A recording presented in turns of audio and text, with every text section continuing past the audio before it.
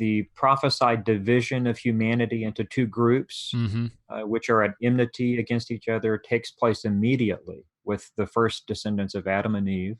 As you read it, people might not be aware of this, but if you've listened to Proclaiming Christ and the brothers over there who were working through Genesis, certainly we see that with the listing of genealogies. We see all those generations, but clearly for many, many chapters, there's that division between the lines, line of Cain, line of Abel, but ultimately he dies, line that goes through Seth, who's a gift of life unto Adam and Eve after their son Abel is murdered.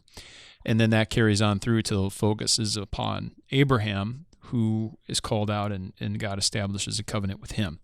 So this division does happen. That promised division, that prophesied division in the curse happens right away, and it's carried on through, and it's the antithesis, which is carried on even today.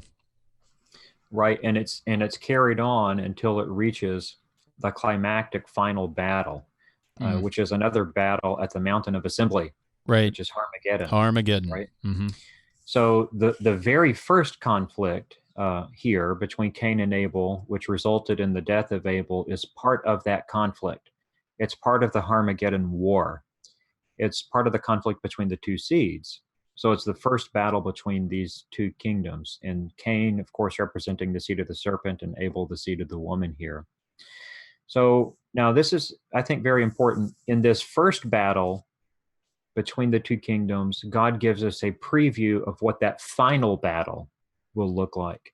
The ultimate climactic battle, what's it going to look like? The conflict between Cain and Abel prefigures the fulfillment, the climactic fulfillment of the mother promise, when the champion warrior appears in the fullness of time to crush the head of the serpent. In order to gain victory over the serpent, he has to suffer, but what exactly is his suffering going to look like? What does it mean for him to have his heel bruised? The life of Abel gives us a preview of that.